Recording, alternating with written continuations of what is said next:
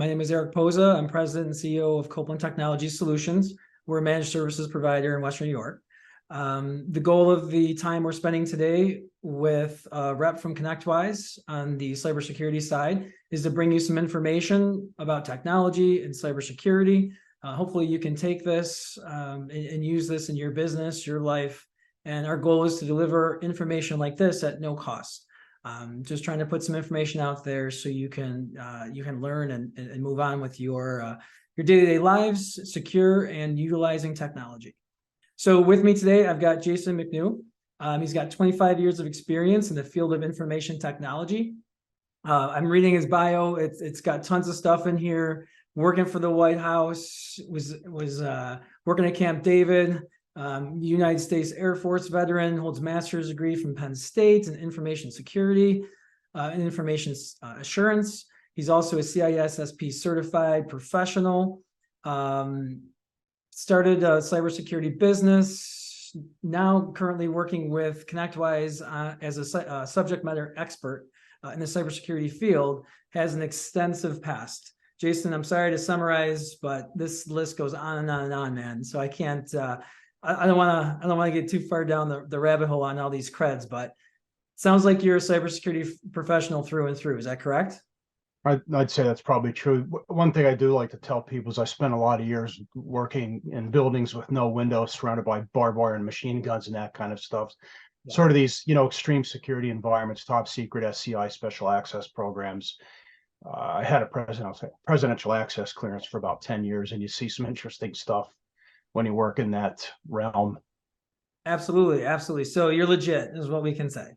It's like I'm a cybersecurity guy card. Tell us about your home life really quick before we get going. I live with 4 kids in a log home that was built in 1760 in the orchards north of Gettysburg, Pennsylvania. I'm a big car nerd, very hands-on kind of guy. I have a lot of tools, read a lot. Nice. Appreciate that. That's awesome. So the purpose of today, like I mentioned earlier, we'll get into some cybersecurity topics. We'll talk about how it applies to small, medium, and even large enterprise. And it'll just be a free-flowing conversation. Hopefully, you'll take some stuff away from this and apply it to your daily life. So just to start off, Jason, really quick. I have conversations with small and medium businesses all the time, and I continue to get the same feedback as to why do we have to do these things? I don't want to spend the money. Is this really necessary? And responses like that when I make recommendations of things that they should move forward with. Why do you feel in today's day and age that is still the case with so many organizations? It's completely necessary, because when you look at the threat actors, typically they're very entrepreneurial and capitalistic. And their criteria for the targets that they select are basically 2 basic things. Do you have money, and can they get it? It doesn't matter if you're a church or an orphanage, or if you're a factory or a bank or whatever. And they've actually come to develop a taste for the small to mid-sized business because they find that they're not very well defended. And not only that, just because of the jurisdictional issues. If you're a small business that's located in Rhode Island or New Hampshire or whatever, and you bleed some funds through a cyber attack, local law enforcement really isn't in a position to do anything about that. The state police can't really do anything about it. And unless it's a really serious heist, the FBI and the Interpol aren't going to do anything about it. And these threat actors know that. You know what I mean?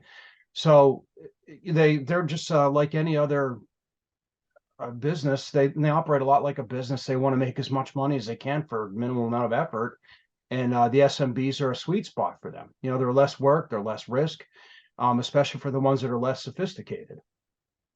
It's just a matter of simple logistics.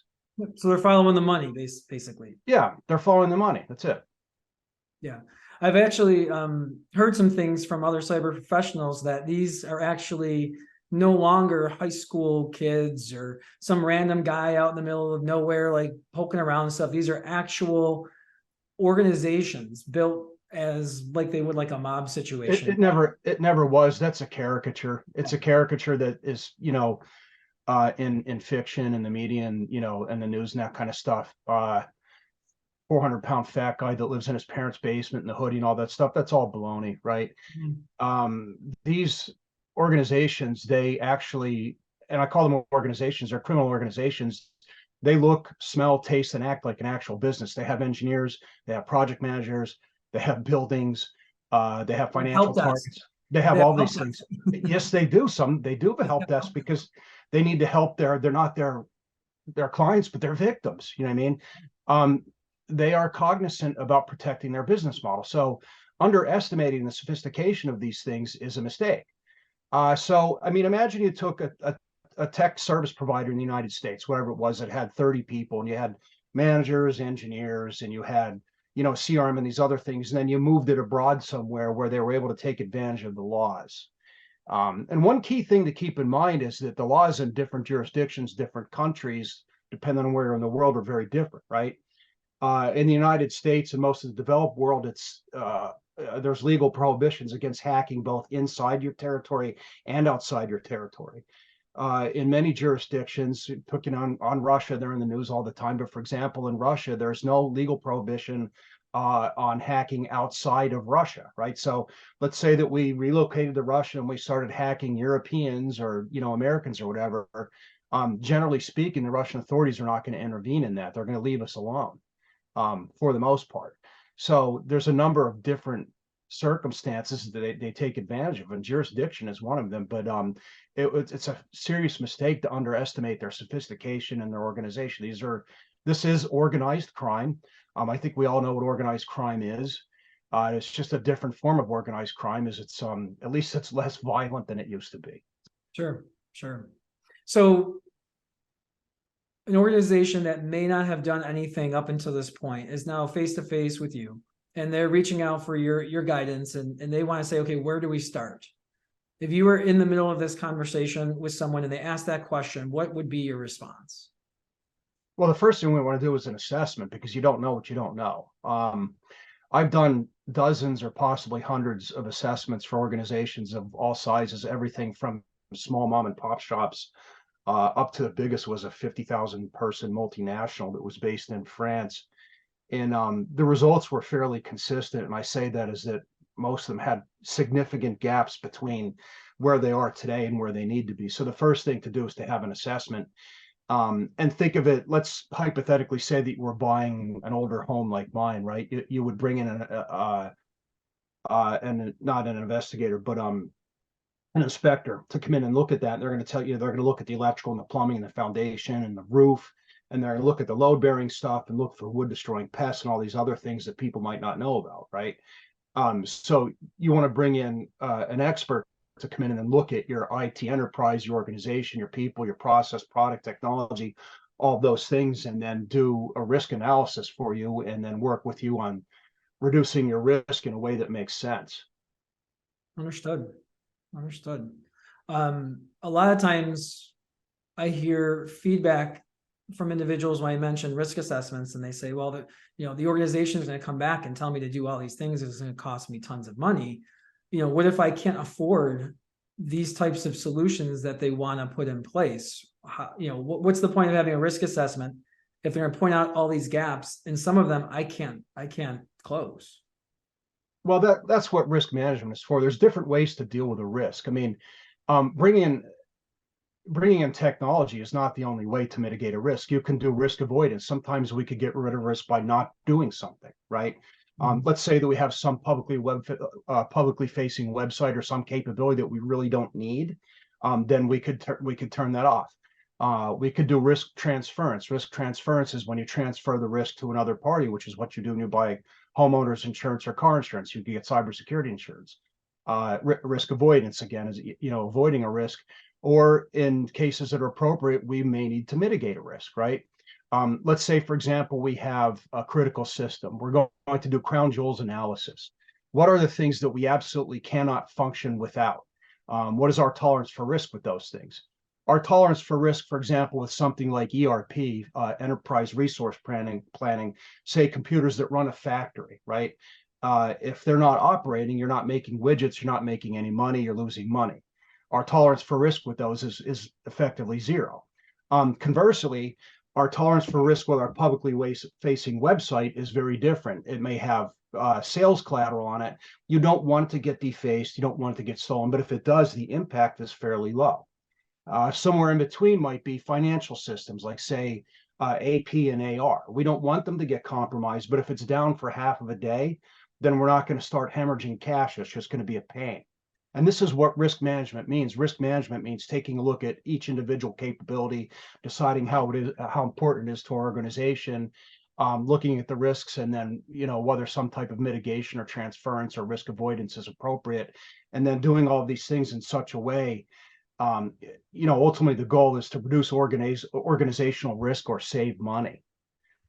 Understood. From the sounds of it, it sounds like you're doing like a business impact analysis of all these different things that can affect a company that they may need, may not need, can't live without, could get by without.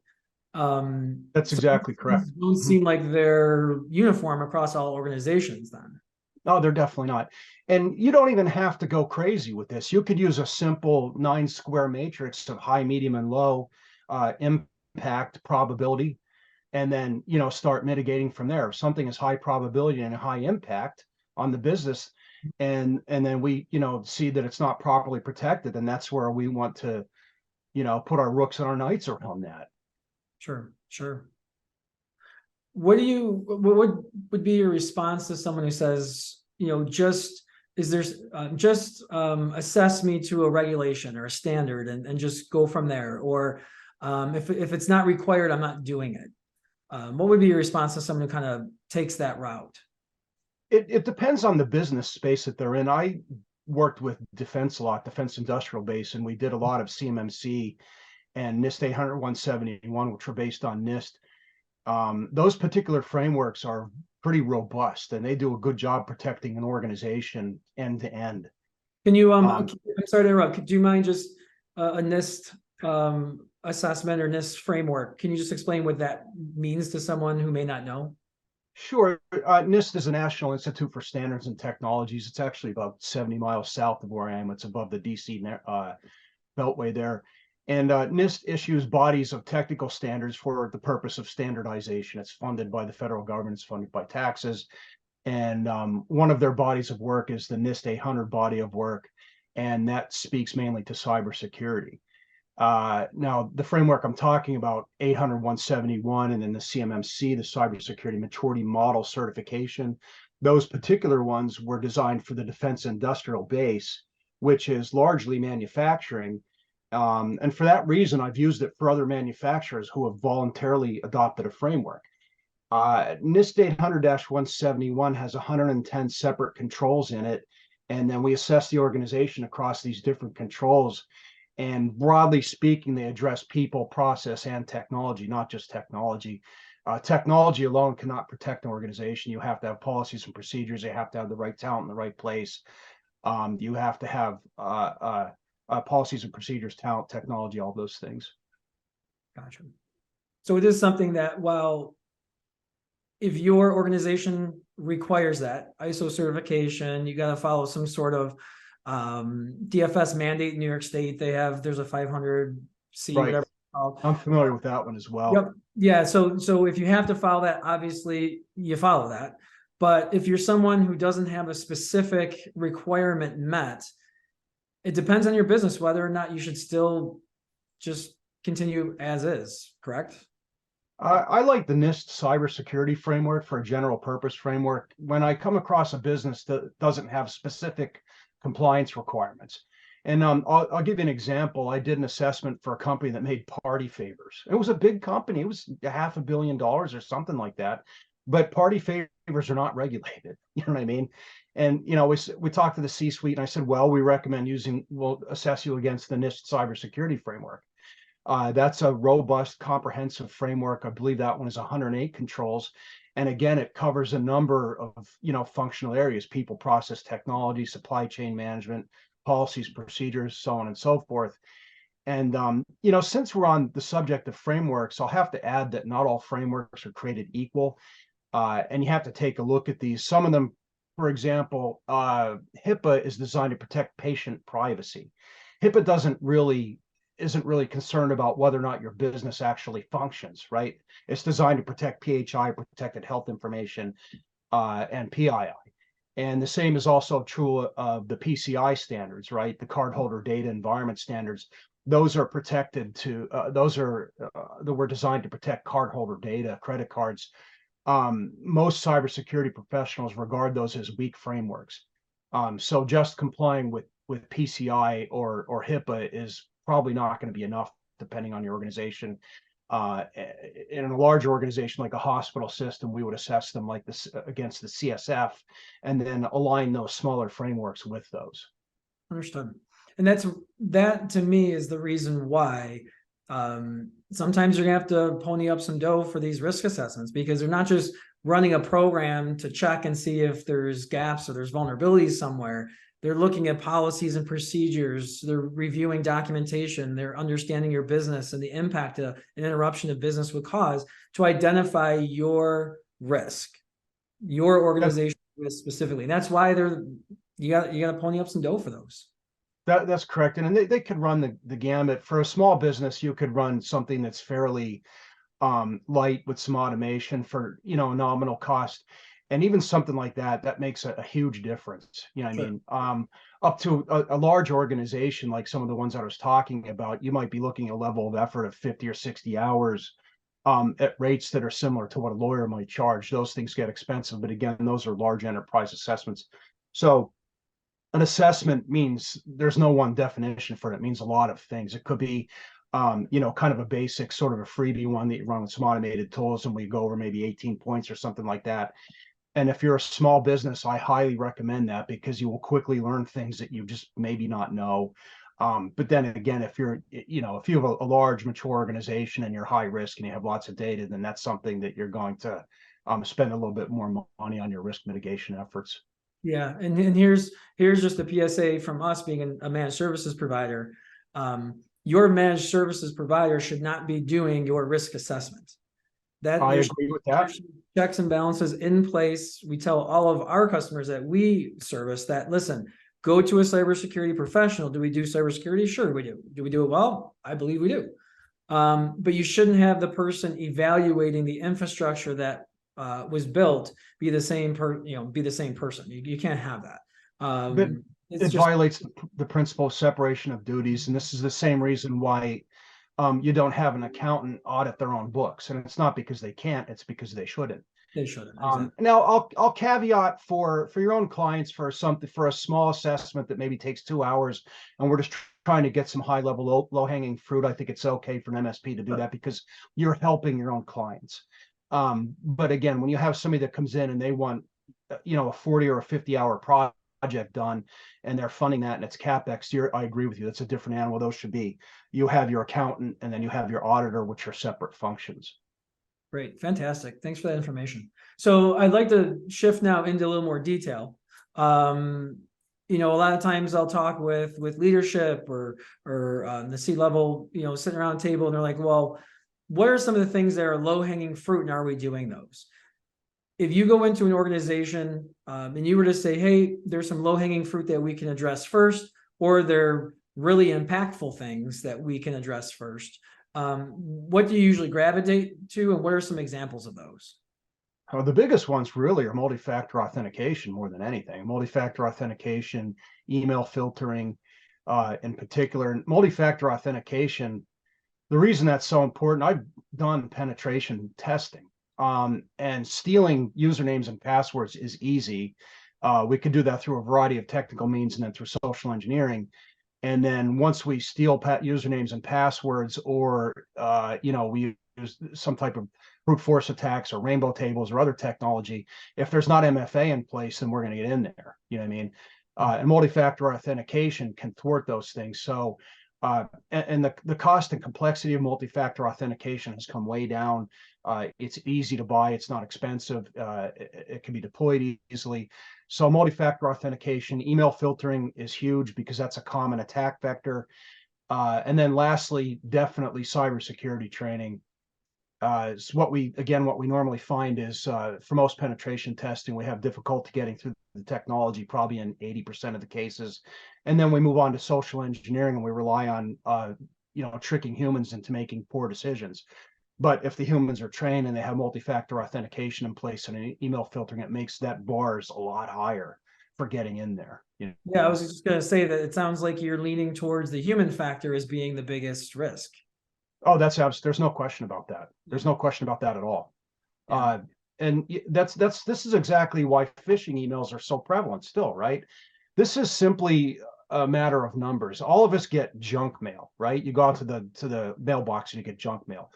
The reason that you'll get junk mail is because it works. Marketing agencies know that if they send out 10,000 of these things, I don't know what the exact numbers are, that 30 people are going to look at it and you might get 3 conversions, right? The math is fairly consistent. It's the law of averages. It's all data driven, and phishing is the same exact way. If you fish 10,000 people, you're going to reliably get some success rate because people are humans. You're going to fool them. Absolutely. So there's a two-prong attack here for resolution. Obviously, you can't resolve anything 100%, but you go down the path of put some technology in place to get as much as you can blocked before it reaches the user. And then you have to have that awareness training often, not just once a year, often, to keep it in keep it on the front burner with those users so that they're, whatever gets through, because something is going to get through, they're aware of that. Yeah, you want to have initial and then recurring training. And then I kind of like the idea of drip marketing training, so to speak, right? Sure. Just drop little snippets on them once a month, just little things, interesting things that are coming out in the news, little tests, because you're keeping that security. You want to build a culture of security in your enterprise where it's a security first enterprise. And I compare it to safety, right? Imagine if you went into any place of business right now and you told people, let's stack chairs in front of the fire exit. They'd tell you we're crazy, right?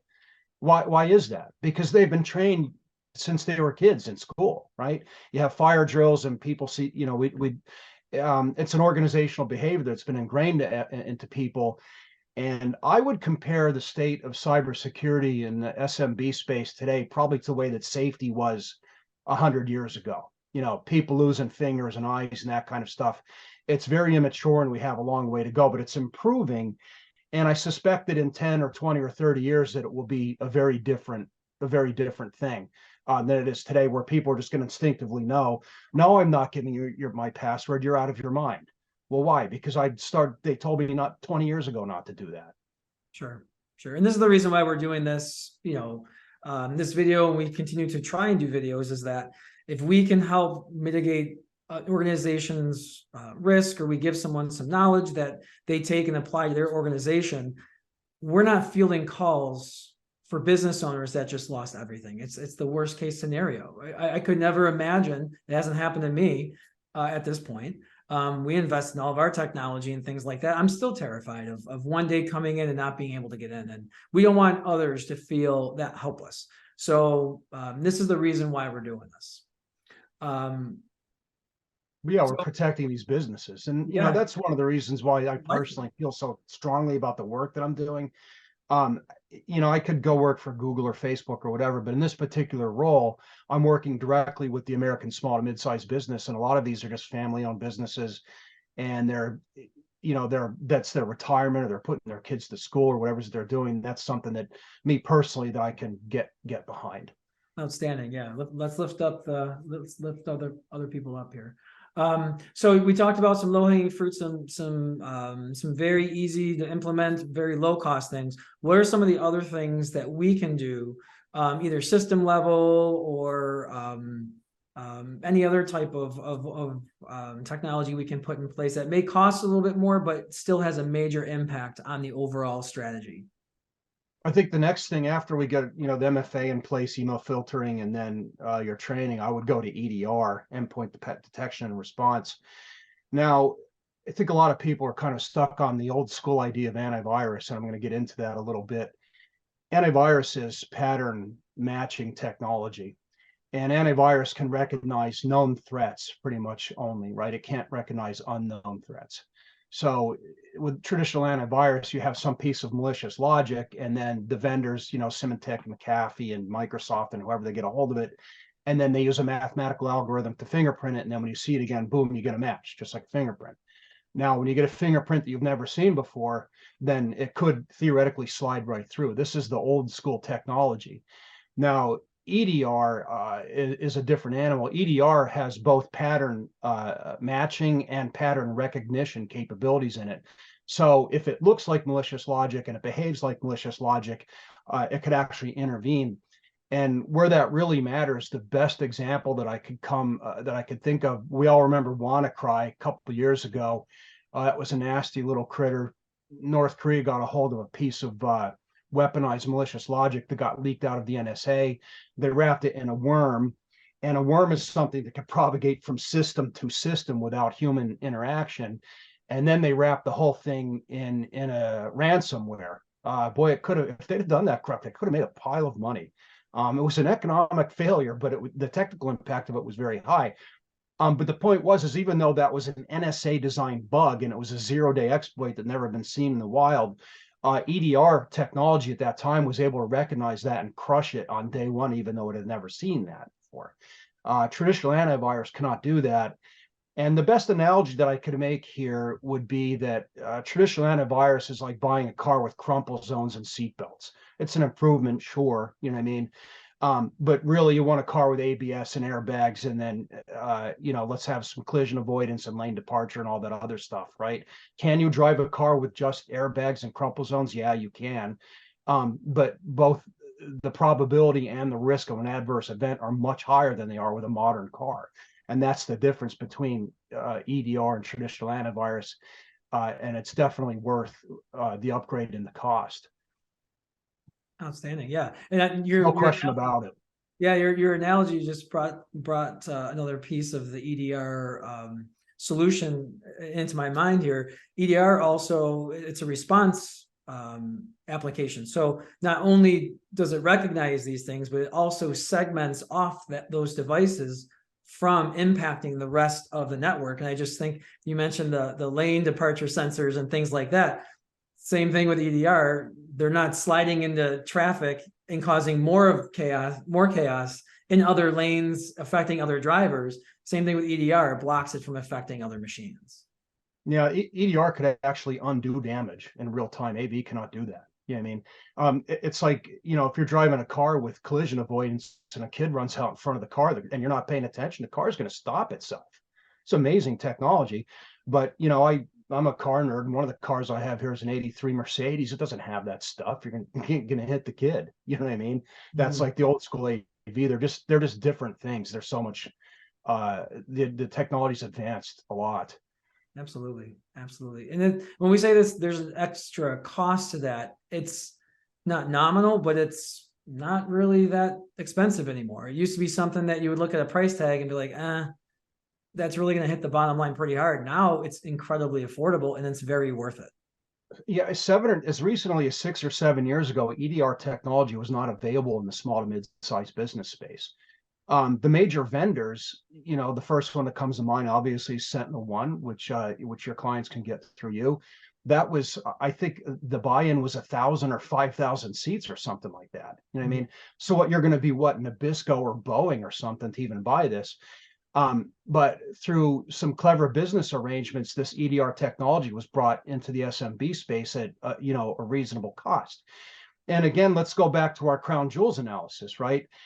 If we don't, in a perfect world, we would put EDR in everything, but we can't just spend all of our money. So let's figure out what are our crown jewels, right? What is high risk? What is it that we can't do without? And then, maybe we have 100 computers on our network, and then we only put EDR on 10 of them, to keep the cost reasonable. But then we look at that our risk goes way down. Yeah. Then that's what risk management as a practice is applying the right controls in the right way in the right time to reduce our risk and then balance all of that with cost and operations. We want to minimize operational impact.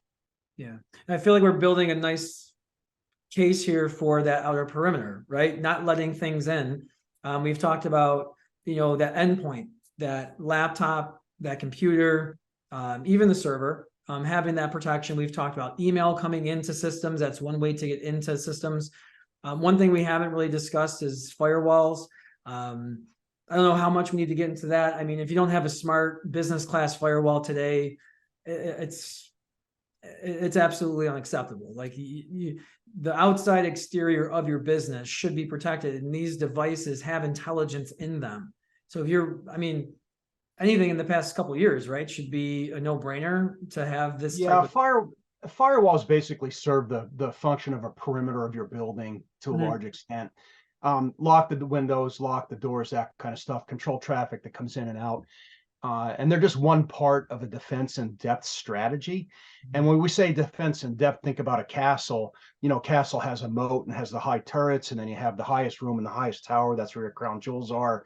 And you have your archers and the doors and all this other things. And a castle is basically designed with the idea that one of any one of the layers of defense could fail at any given time. You know, what if they get past the moat? Well, now they got to scale the walls. When you know you're dumping boiling oil on them or using archers or whatever. It's defense in depth. And the idea is that again, your crown jewels, the most important things, get the most protection. That's in the highest room in the highest tower. And the idea is that even if the moat fails and the archers fail and they get over the walls, that they still have to get up the highest tower to get the crown jewels. That's what defense in depth means. And cybersecurity, frankly, is very similar to that. So let's shift gears now. They're in, right? Something's going on inside those castle walls. What are some of the technologies available? Or we didn't even talk about one of the most important ones, the backup strategy. So are there things that kind of run that that provide information or protection against stuff happening that you really can't see or know? And if they do get past all these perimeters, I guess, what's the backup as part of that? I know it's a pretty Well, loaded question. there's a number of other technologies that are part of our defense and defense in depth strategy to protect our crown jewels. And we've already talked about the low hanging stuff, and then EDR, and then but beyond EDR, there's also MDR, managed detection and response, and MDR is EDR, but it's being watched by Security Operations Center 24/7, 365. So when we have our real high value assets, let's say that we have proprietary data or something like that, then we really want MDR on that, and then EDR on the things that are a little bit less risky. And then beyond that, we would like to add in SIEM, security information and event monitoring. And the reason that we do SIEM, and SIEM is kind of an abstract concept and it can be difficult to explain, but I have some analogies for that as well. And at a high level, all the devices on your network, whether you have servers, routers, switches, firewalls, IDS, database, IoT, access points, these things all generate system logs, and these logs are information that means something, right? Now, think about all the information that goes on a battlefield. You have tanks and soldiers, and you have ships, and you have people digging trenches and all these other things. There's lots of noise, right, that's going on. Think about an AWAC plane, the plane that flies over the battlefield with the disc that spins around, right? It ingests all that data, and then it provides actionable intelligence to the battlefield commanders. What do you need to know? So, okay, wait a minute, we have troops and tanks moving at the same time in the same direction. This is something that's interesting that we need to know about. Another corollary for that would be like, for example, what the FAA does. If you've ever seen a map of the United States with all the airplanes over it, right? You have hundreds of them or thousands of them moving in all different directions at all different altitudes at all different times. But out of all of that noise, how many of those things actually require an operator to intervene in there, right? And that's what SIEM will do for you. 99.99% of what's going on is not something that's going to require human intervention. But that 0.01%, boy, that's when they're getting in there. That's when they're sliding under the radar and they're getting you. So you have things like EDR, SIEM, intrusion detection, and so on and so forth. These technologies working together to protect your enterprise. Awesome. Now they get through all that stuff. Something bad happens. Hopefully that is mitigated to, a small number of records. The response was quick. They didn't get to too much. There wasn't a large scope of impact. They get to something. What kind of backup requirements do you recommend minimally for every business? Well, you have to have online and offline backups. I mean, you want cold storage ideally, because, reality is at the end of the day, if you have some piece of information, depending on the threat actor, if we're talking about an advanced persistent threat, right?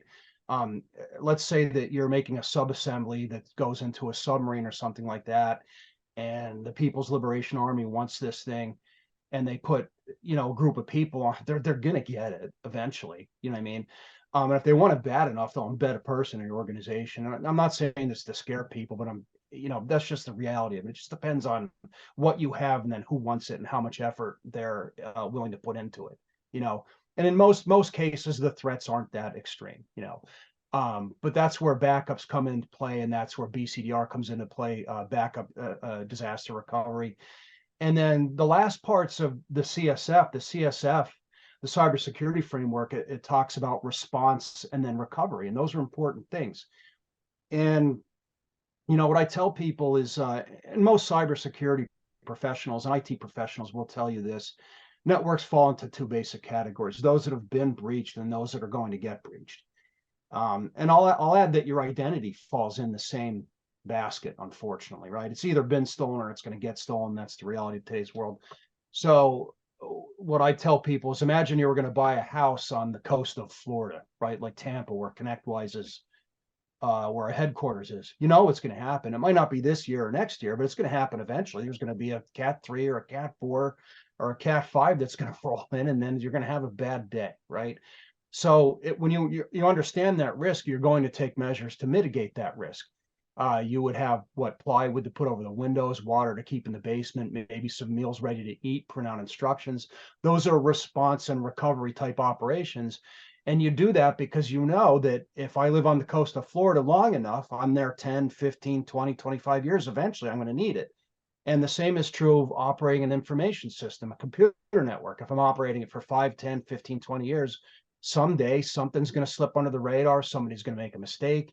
You might have an insider threat. There might be some new 0-day, and we have to be ready. Okay, the storm's in, the windows are out, the water's in the basement. Now we got to clean it up. Yeah. And I always lean back on the C-level or leadership of an organization when they say, oh, my IT person takes care of that, or my managed services provider takes care of that. It is their responsibility. It's like safety. Yep, absolutely. It's your responsibility at the end of the day. Who's responsible for your fire extinguishers and your fire alarms? The C-suite is. The C-suite is, and they need to be testing those. You can drop a file on a network, delete it a couple days later, then ask to have it back. Just do a simple test. I recommend having a full-blown once a year, what if everything blew up test with your recovery. You have to have that documented. There is just like your fire drills. There's no template. You're right. It's fire drills, but there's no template. Every single exit plan that you see in a hotel is different than the one next door. The directions, you make lefts here, right there. Yep. You got to test out those plans. And it's your responsibility as a C-level. I hear it all the time. Oh, my IT guy's got that.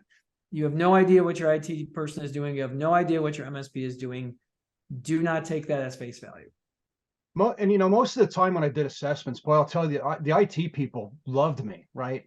Because I would go in and then do the findings, and the IT people, they were asking for these technologies. They were asking for EDR and SIEM and intrusion detection and these other things, and the C-suite wouldn't pay for it because they had a difficult. It's hard to express the value proposition of these things, and that's where the trick is.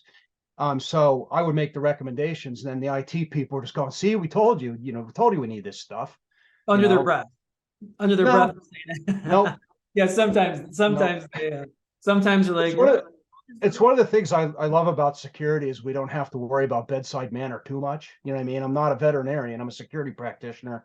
So, and I'm a veteran, and we kind of just tell it like it is, Yeah, there's no place to skirt around things. Ones and zeros. When I do assessments, I'm not there to make friends. You know what I mean? Absolutely, I get you. So we talked about some stuff that we can do today. We talked about backup, EDR, phishing, awareness training, those types of things. Let's look to the future now. We've got a lot of cool things. I've seen a lot of cool things coming down the future. Cutting edge, bleeding edge. What are the things you're most excited about? For the SMB space, I like SASE a lot. SASE is basically cloud-based zero trust architecture. And we've been moving towards this sort of work from anywhere environment for a number of years now. As the internet pipes have gotten bigger and the computers have gotten faster, People are working in distributed ways. Just walk through an airport or Panera Bread or whatever. I mean, heck, I work from my car sometimes. Maybe you're on a trip, you take a meeting, or you tether your phone, you're working from your car. So a lot of knowledge workers could work from anywhere, anytime. So protecting that type of an environment is fundamentally different than when everybody's in garrison, they're all inside of a building. So SASE is it's not that it's new technology necessarily, but it's becoming new to the SMB space, just as EDR was a couple of years ago. And with SASE, we can protect anything, anytime, anywhere, whether it's a tablet, a smartphone, a computer, it doesn't matter where it is. It's going to have the same exact protections as if I'm in the corporate headquarters. So if I were, one of the things I get feedback from definitely our customers, because we do account reviews semi-annually, and they say, every time I talk to you, it costs me money. And I'm like, hey, listen, I try not to just talk to you to sell you stuff. However, as these new technologies come out, there's more value in going this direction versus that direction. And sometimes you need dual systems in place, which adds to the cost. Does that replace any other technology that they may currently have if they move forward with a SASE model? Well, redundancy is just one piece of the pie. And that's, cloud-based architecture in general tends to have heavy redundancy built in, because most of the time it's going to be based in a data center like Amazon or Google or Microsoft. These things are very, very robust. And it kind of takes away that. And I'll caveat there, when you work with a cloud service provider, make sure you take a look at their terms of services, because they don't guarantee backups for you. I mean, it's still possible to lose your data, even though it's highly unlikely for that to happen. It's still possible, and they're not legally responsible for it. So it's important to look at their EULA and their terms of services. So even if I'm keeping my data in Microsoft or Google or Amazon or something like that, I still want to have another vendor that's completely separate from them backing the data up there, and then ideally keeping the stuff on cold storage and magnetic tapes or something like that. Yeah, absolutely. The backup does not end when you move stuff to the cloud, it just shifts. No, there's no silver bullet. Nothing's perfect. And then at the end of the day, at the very end of the line, this is why we have business insurance and cybersecurity insurance. Because I can guarantee you, I mean, look at some of these spectacular hacks that we've seen over the last couple of years. Kaseya, SolarWinds, RSA. These are hard targets, you know what I mean? And these are remarkable attacks. And this illustrates my point that if they went in bad enough, they're going to get in. And that just illustrates why you have to have, at the end of cybersecurity insurance and then business insurance, because you could hire the best people, get the best technology, do all the right things, and then still have a bad outcome anyway, because sometimes your adversary is just a little bit smarter and wants it a little bit worse than you do, right? And you could do all that due diligence and do care, and then still have a hack anyway. And if those things happen, that's when you're going to your cybersecurity insurance. You've crashed your car, you've run off the road, you're in the ditch, the airbags are out, you're calling your cybersecurity insurance.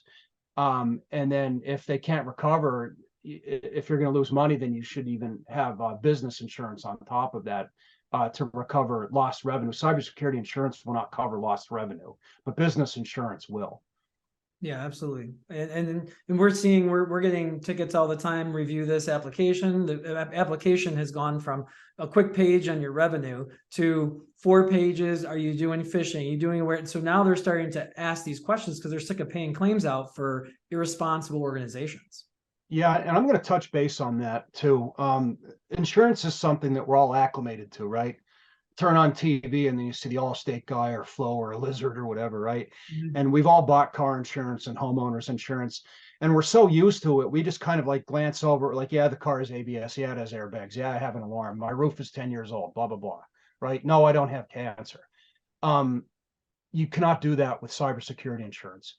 What we found was that you would have an organization and then they're filling out the insurance, and maybe it's a non-technical person, and they're like, hey, what's SIEM? Do we have SIEM? Yeah, I think so. And they check, we have SIEM, and then they get hacked, and then they come in and do an investigation. Where's your SIEM? What's SIEM? We don't have it. You know what I mean? That would be like if you checked on your insurance that I don't have cancer or I don't smoke or something like that. They're not going to pay. So when you get those applications, stop and then take a breath and then pump the brakes and just realize it's not homeowners insurance. It's not your car insurance, because you're used to those things. Those are mature business spaces. Pump the brakes and then reach out to your TSP or your MSP. If you're not sure on something, then they will help you answer these questions, but do not pencil whip those things. Make sure you understand all the questions on them and you answer them honestly. Because if you buy insurance, you may as well not even have it if you fill the thing out dishonestly, because they're not going to cover it. Absolutely. Absolutely. Outstanding. I appreciate And that. I feel really strongly about that. And the reason I bring that up is because I want to protect the SMBs. I don't want them paying premiums on insurance that's not going to pay. Absolutely. And those premiums are rising. They are rising. They are. Yep. All right. So those are all the questions I have built in. Do you have any questions for me? No, not at this moment. I think I've talked quite enough. That's right. Awesome. Can you teach me to play the piano? What was that? Can you teach me to play the piano? I cannot teach you. I can only play chopsticks, man. Not gonna lie. Jason, I really appreciate your time. Your insight was fantastic. Love the analogies. And I truly feel that this kind of content is important to get out there. And I think it aligns perfectly with your goals to make sure that these SMBs are well protected, they're informed, because if you're not informed, it's just bringing the whole performance of our country and our small and medium businesses down, and that's impacting everybody, especially in today's time. So I truly appreciate education is the key to this stuff. Yeah, Education, absolutely. just like with your health and what you're eating, or physical fitness and those kinds of things. The more you know, the better off you are. Absolutely. So I'm gonna wrap it up today. I truly appreciate it, and thanks everybody for tuning in.